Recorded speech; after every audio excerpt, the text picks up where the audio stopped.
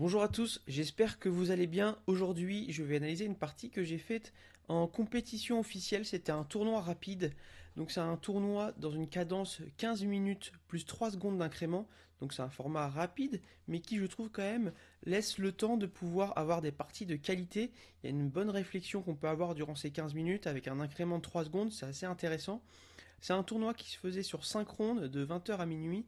Et là, on est sur, il me semble, la troisième ronde, la troisième ronde à ce moment-là. Et du coup, j'ai les noirs. Et cette partie va être assez instructive pour démontrer comment trouver un plan de milieu de jeu quand on a une structure de pion qui est inférieure. Je vais essayer de vous faire voir comment dans une position où je sentais que je commençais à avoir un désavantage à la suite d'une imprécision, j'ai essayé de désordonner un petit peu les pièces adverses, changer de plan pour pouvoir essayer de mettre ça justement à mon avantage. Donc mon adversaire joue cavalier F3, donc je ne sais pas encore vraiment ce qu'il va jouer, donc je réponds cavalier F6 pour essayer de lui demander bon bah qu'est-ce qu'il veut jouer réellement. Et là il joue B3. Ok, donc B3 c'est mon ouverture avec les blanches, je connais bien. Et par contre j'ai pas de préparation contre. Donc c'est un petit peu le comble, mais justement je sais quand même ce qui me gêne et les setups que je dois jouer. Et comme je connais la théorie du point de vue des blancs, je connais aussi la théorie du point de vue des noirs. Et ici, donc je peux pas jouer avec E5, c'est trop tard, puisqu'il y aurait juste cavalier prend. Donc soit je dois jouer avec G6 ou G7 en fianchetto, soit je dois jouer avec D5, C5, cavalier C6, E6, etc., etc. Ça, c'est ce que je connais plutôt bien. Et je sais ce qui me gêne aussi, c'est quand ce fou ici de case blanche, au lieu d'être en D5, C5, cavalier C6, au lieu d'être en D7, il est sorti avant le E6. Donc je me dis, je vais essayer de sortir mon fou de case blanche et essayer d'aller dans des ouvertures justement qui, si moi ça me gêne, que lui ça peut lui gêner également. Donc je joue ici D5, il joue E3, c'est un coup assez logique, ça laisse sortir ici le fou.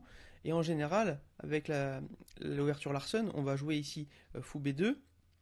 Ensuite, on va jouer sur la case E5. C'est-à-dire qu'il va contrôler la case E5 son fou avec son cavalier. Donc ici, quand je vais faire moi D5, cavalier C6 pour contrôler la case E5, il va jouer simplement fou B5, supprimer un défenseur de la case E5 pour se garder le contrôle de cette case pendant toute la partie. C'est le but. Certaines variantes permettent de le jouer également avec F4 et le cavalier ensuite pour vraiment asseoir cette case. Mais d'ailleurs, c'est des plans qui vont avoir lieu, hein. Par exemple, ici, les plans très connus, c'est ce genre de coup. Et ici, on va faire fou prend. Cavalier ici attaque le fou, je le protège, F4. Et voilà. Les blancs ont réussi à jouer vraiment pour la case 5. Ils vont jouer petit roc. Ils vont jouer D3, cavalier D2. Et ils vont jouer ensuite avec peut-être le coulissement des tours ou un jeu sur mon roi. Donc ça, c'est très connu, c'est très agréable pour les blancs. Et je voulais pas forcément aller dans ce genre de variante pour lui. Donc le moyen que j'ai trouvé pour l'éviter, c'est C5, fou B2, cavalier C6, D4, et ici je sors mon fou de case blanche tout de suite. Donc je pouvais le sortir peut-être en F5, mais j'ai voulu le sortir en G4 en me disant je vais donner ma paire de fous, mais je vais prendre son cavalier et je vais essayer de changer ses plans pour plus qu'il puisse jouer sur E5, puisqu'il aura plus lui son cavalier sur E5 et son fou il n'aura pas eu le temps de venir embêter mon cavalier en C6 qui est le défenseur. Donc là-dessus il joue fou E2, donc je suis content, ça évite en fait au final d'avoir joué fou B5. Donc maintenant que j'ai sorti mon fou, je peux avancer mon pion, faire ma chaîne de pions, et là il joue avec C4. Ok, d'accord. Donc avec C4 je vois qu'il y a un échec qui est possible tout de suite, hein, il s'ouvre. Mais sur l'échec simplement il y aurait le fou qui bouge, qui rattaque madame, et je vois pas vraiment comment continuer, donc je trouve que c'est un échec qui ne sert pas à grand chose pour le moment. Je me dis peut-être par contre je pourrais faire pion prend, faire fou échec. S'il développe son cavalier, il se cloue. Je pense jamais qu'il va mettre son fou parce que c'est le fou de la Larsen, c'est le fou qu'on adore, qui est très très fort quand même, on veut pas l'échanger. Donc à voir. Donc ici je prends le cavalier pour me débarrasser tout de suite de la possibilité qu'il puisse peut-être jouer avec cavalier E5 ou me chasser.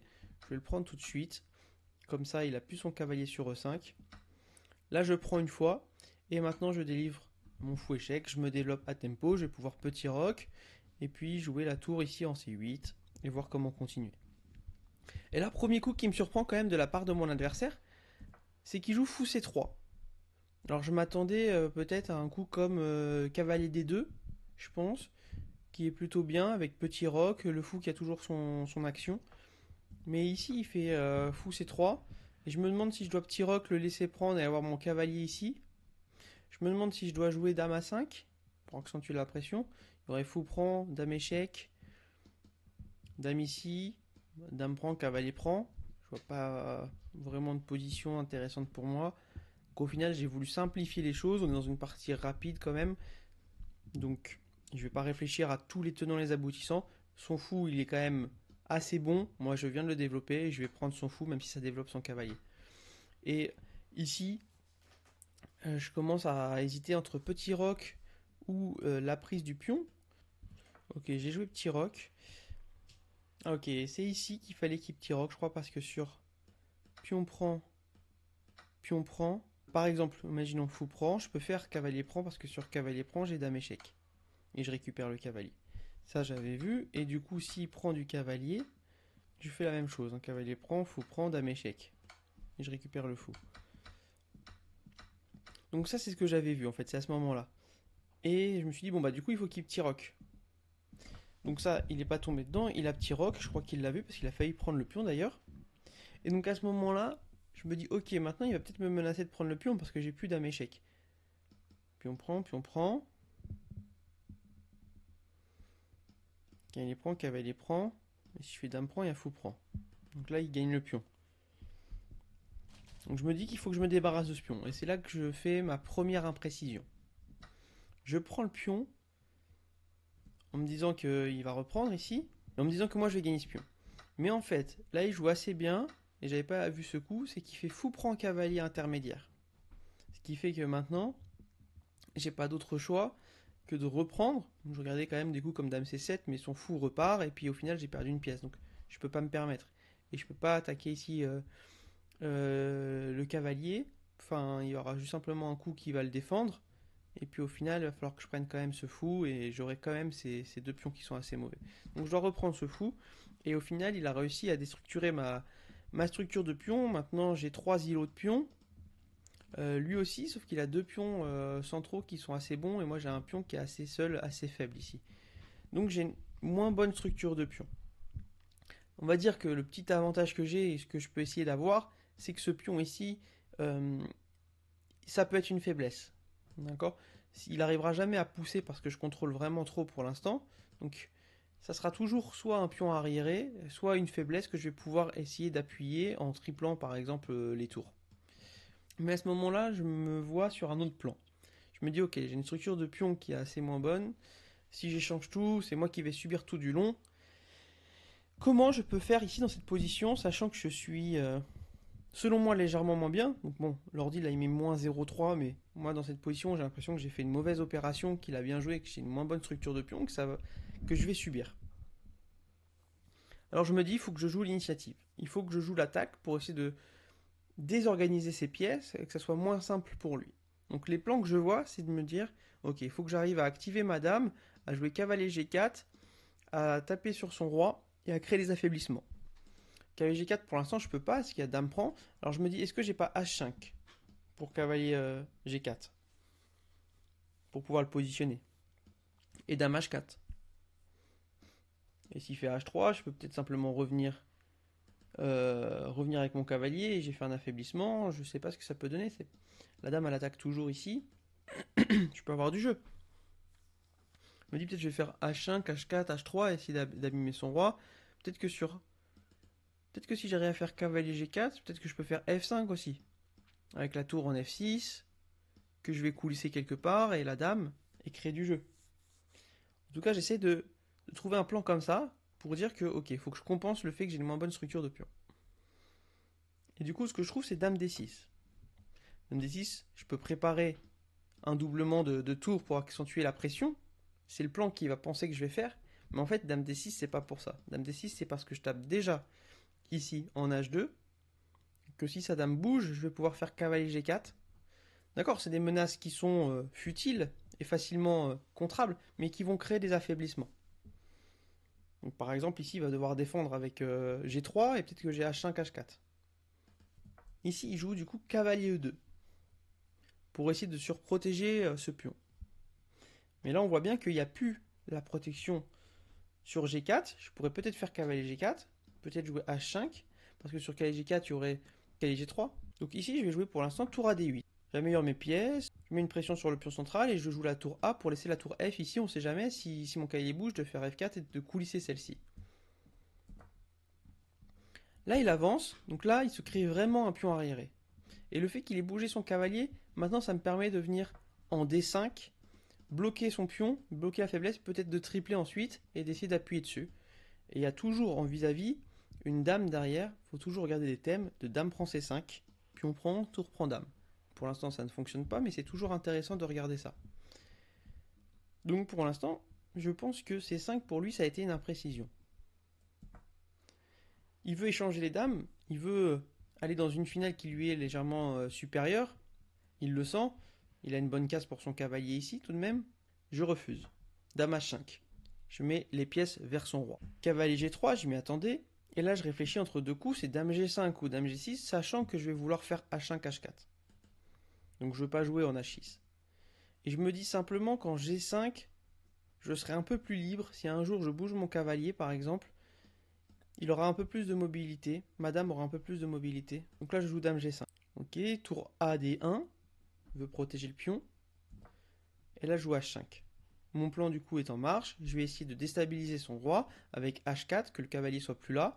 Peut-être l'installer ici, mon cavalier. Peut-être le mettre en E4.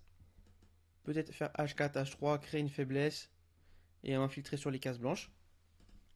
Je vais voir. Ici, tour D3. Il va vouloir doubler les tours.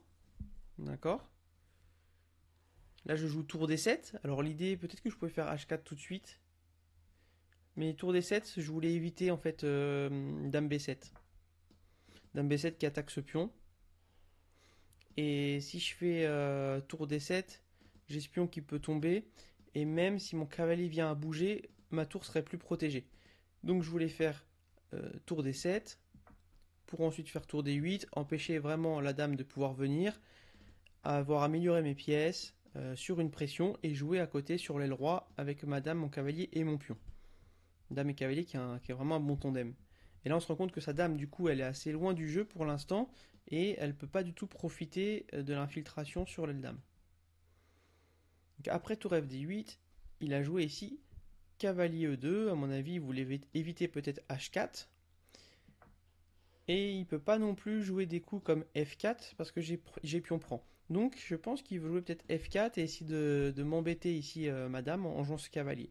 Il y a peut-être aussi des idées de tour G3. C'est parce qu'il y a des idées de tour G3 que j'ai joué le coup cavalier E4. En fait il répond à tour G3, mais l'idée que j'avais en premier, c'était cavalier prend C5. Fait une fourchette, et sur pion prend, je peux avoir tour prend, tour prend, tour prend, dame prend, dame ici, non, il y a cavalier prend, ça suffit pas. Donc je me dis, d'accord, je vais préparer cavalier prend C5 en jouant ma dame sur la diagonale blanche. Comme ça, si je la joue ici en G6 ou en F5 et que je fais cavalier prend, pion prend, maintenant j'ai tour prend, tour prend, tour prend, et là j'ai simplement gagné une pièce que la dame pourrait pas reprendre. Donc je me dis, ok, je vais jouer là-dessus, ce fameux clouage avec cavalier prend C5, je vais juste le préparer tranquillement. Donc là il me joue F4, donc je peux pas prendre, pour l'instant il y a le cavalier qui protège. Et donc j'ai deux choix. Soit je me dis, ah bah tant mieux, en fait il me fait aller dans mon plan et je vais jouer par exemple dame F5. Ou alors j'ai peut-être dame H4 pour essayer de venir ici avec dame F2 ou avec cavalier F2 fourchette. Mais je me dis, si je fais dame H4 tantôt, il te fait cavalier G3. Et sur cavalier prend, il y a pion prend ou tour prend, c'est protégé. Donc je me dis non. Je me dis bon bah dame F5, alors c'est ton plan. Là tu menaces cavalier prend C5, pion prend et de gagner une pièce. C'est ultra vicieux. Et il doit nous rester 4-5 minutes chacun. Et je sais pas s'il l'a vu, mais du coup il joue cavalier G3. Il se rend compte qu'il faut qu'il échange les pièces parce qu'ici mon cavalier commence à être menaçant. Et vous voyez que du coup, de par cette idée que j'ai eue très tôt, de créer un plan pour essayer de compenser cette faiblesse structurelle, de plan d'attaque, j'ai commencé à reprendre vraiment l'avantage dans cette position et à lui créer des erreurs. Le tandem dame-cavalier qui est très fort, le pion en achat qui au final est bien, et peut-être que certains jours je pourrais même faire des G6, Roi G7 et utiliser cette colonne H. Donc au final c'est très important, il faut retenir, il vaut mieux avoir des fois un mauvais plan, mais le mener sur 5-10 coups à la perfection et suivre une ligne directrice, que de faire des coups au hasard. Ce que lui au final, pour l'instant il est en train de faire, il est juste en train de répondre à mon plan et à être passif. Donc il faut que je réagisse, hein. Dame G6 pour cavalier prend, dame prend, je suis pas fan, je vais juste prendre son cavalier. Il fait pion prend, et je me dis ici, d'accord, il faut que je continue à l'embêter. Et là, je trouve le très beau coup, je trouve H4.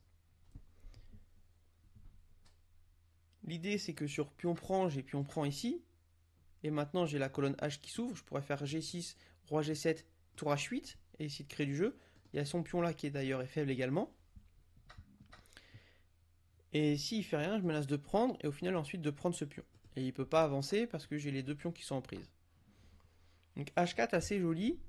Il fait G prend H4. Je fais dame prend ici. Et là, il fait tour F3, attaque madame. Donc, du coup, je prends en H4. Il fait tour H3. Je fais bon bah dame G4. Je tape la tour si la dame bouge et je vais faire G6, roi G7, tour H8. C'est mon idée. À moins que je puisse récupérer ce pion facilement. Je ferai tour prend ici.